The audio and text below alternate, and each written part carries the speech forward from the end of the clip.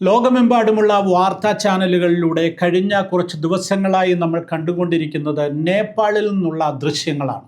രാജ്യത്തിൻ്റെ തലസ്ഥാനമായ കാഠ്മണ്ഡുവിൽ നിന്ന് പൊട്ടിപ്പുറപ്പെട്ട യുവജന പ്രക്ഷോഭങ്ങൾ രാജ്യത്തെ കടുത്ത രാഷ്ട്രീയ പ്രതിസന്ധിയിലേക്ക് നയിച്ചിരിക്കുന്നു. ഭരണകൂടം നിലംപതിച്ചു, സൈന്യം രംഗത്തിറങ്ങി, സാധാരണ ജനജീവിതം സ്തംഭിച്ചു. എന്നാൽ ഈ രാഷ്ട്രീയ അനിശ്ചിതത്വത്തിൻ്റെ നടുവിൽ ഒരു പ്രധാനപ്പെട്ട ചോദ്യം ഉയരുന്നുണ്ട്. ലോകത്ത് അതിവേഗം വളർന്നുകൊണ്ടിരിക്കുന്ന നേപ്പാളിലെ ക്രൈസ്തവ സമൂഹത്തിന് ഈ സംഭവങ്ങൾ ഒരു വെല്ലുവിളിയാണോ അതോ പുതിയ സാധ്യതകൾ തുറക്കപ്പെടുകയാണോ? ആദ്യം നമുക്ക് നേപ്പാൾ കലാപത്തിൽ എന്താണ് സംഭവിച്ചിരിക്കുന്നത് എന്നൊന്ന് നോക്കാം. നേപ്പാളിൽ ഇപ്പോൾ ഉണ്ടായ പ്രക്ഷോഭങ്ങൾക്ക് പ്രധാനപ്പെട്ട കാരണം ഗവൺമെൻറ് പ്രഖ്യാപിച്ച സോഷ്യൽ മീഡിയ നിരോധനമായിരുന്നു. സെപ്റ്റംബർ 4-നാണ് സർക്കാർ ഫേസ്ബുക്ക്, യൂട്യൂബ്, വാട്സപ്പ്, എക്സ് തുടങ്ങിയ 26 സോഷ്യൽ മീഡിയ പ്ലാറ്റ്ഫോമുകൾ നിരോധിച്ചു. ഇത് യുവജനങ്ങളിൽ വലിയ രോഷമുണ്ടാക്കി. കാരണം അവർ പരസ്പരം ബന്ധപ്പെടുവാനും തങ്ങളുടെ പ്രശ്നങ്ങൾ ഷെയർ ചെയ്യുവാനും ഈ പ്ലാറ്റ്ഫോമുകളാണ് ഉപയോഗിച്ചുകൊണ്ടിരുന്നത്. സെപ്റ്റംബർ 8-ന് പ്രതിഷേധങ്ങൾ ആരംഭിച്ചു. പോലീസ് പ്രക്ഷോഭകാരികൾക്ക് നേരെ നിറയൊഴിച്ചു. 20-ലധികം പേർക്ക് ജീവൻ നഷ്ടപ്പെട്ടു. എന്നാൽ ഇതിന് പിന്നിൽ വർഷങ്ങളായി അടിഞ്ഞുകൂടിയ രോഷമുണ്ടായിരുന്നു. ഉയർന്ന തൊഴിലില്ലായ്മ നിരക്ക്, അഴിമതി, നേതാക്കന്മാരുടെ സ്വജനപക്ഷപാതം എന്നിവയെല്ലാം യുവജനങ്ങളെ വല്ലാതെ നിരാശരും പ്രകോപിതരുമാക്കി. രാജ്യത്ത് നിന്ന് ഏകദേശം 2000-ലധികം ആളുകളാണ് പ്രതിദിനം മറ്റു രാജ്യങ്ങളിലേക്ക് ജോലി അന്വേഷിച്ച് പോകുന്നത്. ഭരണകൂടത്തിൽ നിന്ന് തങ്ങൾക്ക് നീതി ലഭിക്കുകയില്ല എന്ന് മനസ്സിലാക്കിയ യുവജനങ്ങൾ പ്രക്ഷോഭം ആരംഭിച്ചു. പ്രക്ഷോഭം അക്രമാസക്തമായപ്പോൾ പ്രധാനമന്ത്രി KP ശർമ്മ ഒലിക്ക് രാജിവെച്ചൊഴിയേണ്ടി വന്നു. കാഠ്മണ്ഡുവിലെ പ്രധാന സർക്കാർ കെട്ടിടങ്ങളും രാഷ്ട്രീയ നേതാക്കളുടെ വീടുകളുമൊക്കെ പ്രക്ഷോഭകാരികൾ തീയിട്ട് നശിപ്പിച്ചു. വളരെ പെട്ടെന്ന് തന്നെ സൈന്യം രാജ്യത്തിൻ്റെ നിയന്ത്രണം ഏറ്റെടുത്തുവെങ്കിലും രാഷ്ട്രീയ പ്രതിസന്ധിക്ക് ഇതുവരെ പരിഹാരമായിട്ടില്ല. ഇനി നമുക്ക് നേപ്പാളിലെ ക്രൈസ്തവ സമൂഹത്തെക്കുറിച്ച് പരിശോധിക്കാം. നേപ്പാളിലെ ക്രിസ്തീയ സഭയുടെ ചരിത്രമെടുക്കുമ്പോൾ അവിടെ വിവിധ കാലഘട്ടങ്ങളിലുണ്ടായ രാഷ്ട്രീയ മാറ്റങ്ങളുമായി ബന്ധപ്പെട്ടാണ് അവിടുത്തെ ക്രൈസ്തവ സഭയുടെ വളർച്ചയെ നമുക്ക് മനസ്സിലാക്കുവാൻ സാധിക്കുന്നത്. 1951-ൽ രാജ്യം തുറന്നുകൊടുക്കപ്പെട്ട ശേഷം മാത്രമാണ് ക്രിസ്ത്യാനികൾക്ക് സാമൂഹ്യ സേവനങ്ങൾക്കായി ആ രാജ്യത്തേക്ക് പ്രവേശനം ലഭിച്ചത്. എന്നാൽ സുവിശേഷ പ്രവർത്തനങ്ങൾ കർശനമായി നിരോധിച്ചിരുന്നു. അപ്പോഴും ഇന്ത്യൻ അതിർത്തികൾ കേന്ദ്രീകരിച്ച് സുവിശേഷകർ രഹസ്യമായി അവിടെ സഭകൾ നടത്തുകയും പ്രവർത്തനങ്ങൾ സംഘടിപ്പിക്കുകയും ഒക്കെ ചെയ്തിരുന്നു. 1990-ൽ ബഹുകക്ഷി ജനാധിപത്യം വന്നതോടെയാണ് സഭയുടെ വളർച്ചയ്ക്ക് ആക്കം കൂടിയത്. 2008-ൽ രാജവാഴ്ച അവസാനിക്കുകയും ലോകത്തിലെ ഏക ഹിന്ദു രാജ്യമായിരുന്ന നേപ്പാൾ ഒരു മതേതര രാഷ്ട്രമായി പ്രഖ്യാപിക്കപ്പെടുകയും ചെയ്തപ്പോൾ ക്രൈസ്തവ സഭയുടെ വളർച്ച കൂടുതൽ വേഗത്തിലായി. ഇന്ന് ലോകത്തിലെ തന്നെ ഏറ്റവും വേഗത്തിൽ വളരുന്ന ക്രിസ്തീയ സമൂഹങ്ങളിൽ ഒന്നാണ് നേപ്പാളിലുള്ളത്.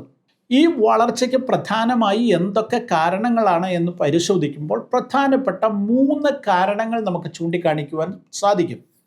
ഒന്നാമതായിട്ട് വ്യക്തിപരമായി ആളുകൾ നടത്തുന്ന സുവിശേഷ പ്രഘോഷണമാണ്.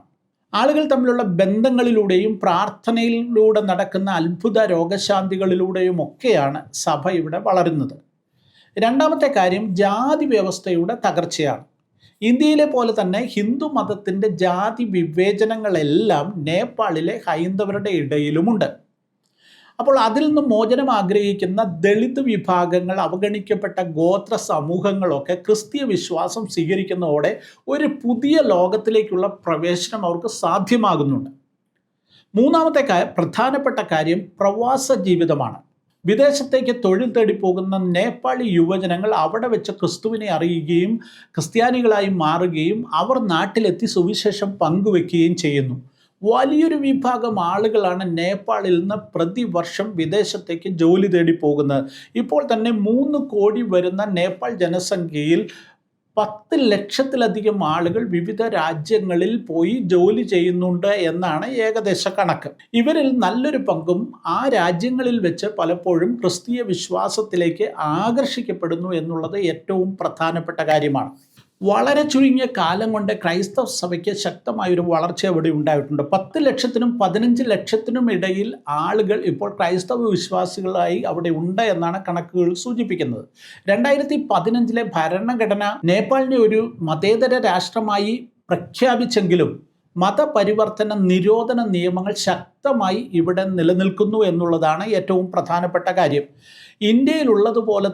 ഇന്ത്യയിലെ ചില സംസ്ഥാനങ്ങളിലുള്ളതുപോലെ തന്നെ ഇവിടെയും ക്രിസ്ത്യാനികൾക്കെതിരായി, സുവിശേഷ പ്രവർത്തനങ്ങൾക്കെതിരായി ശക്തമായ പീഡനങ്ങൾ നടക്കുന്നു എന്നുള്ളതാണ് യാഥാർത്ഥ്യം. ഇന്ത്യയിലെ ഹിന്ദു ദേശീയവാദികളുടെ സ്വാധീനവും നേപ്പാളിലെ ക്രൈസ്തവർക്ക് ഭീഷണിയായി മാറുന്നുണ്ട്.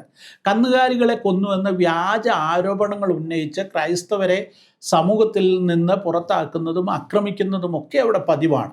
ഇനി ഇപ്പോഴുണ്ടായിരിക്കുന്ന ഈ കലാപവും അനന്തര സംഭവങ്ങളും ക്രിസ്തീയ പ്രവർത്തനങ്ങൾക്ക് ഗുണകരമാണോ എന്നുള്ളതാണ് ചോദ്യം. ഈ കലാപം നേപ്പാളിലെ ക്രൈസ്തവ പ്രവർത്തനങ്ങളെ എങ്ങനെയാണ് ബാധിക്കുന്നത്? ഈ സാഹചര്യം ഒരു വശത്ത് പുതിയ വെല്ലുവിളികൾ ഉയർത്തുന്നു എന്നുള്ളത് യാഥാർത്ഥ്യമാണ്. മറുവശത്ത് വലിയ സാധ്യതകളുടെ വാതിലുകളും തുറക്കുന്നു എന്ന് കരുതേണ്ടിയിരിക്കുന്നു. എന്തൊക്കെയാണ് വെല്ലുവിളികൾ? ഒന്നാമതായിട്ട് രാഷ്ട്രീയമായ അസ്ഥിരത. പ്രധാനമന്ത്രിയുടെ രാജിക്ക് ശേഷവും പ്രക്ഷോഭങ്ങൾ തുടരുകയാണ്. രാജ്യത്തെ കൂടുതൽ രാഷ്ട്രീയമായ അനിശ്ചിതത്വത്തിലേക്ക് കാര്യങ്ങൾ എത്തിക്കൊണ്ടിരിക്കുകയാണ്.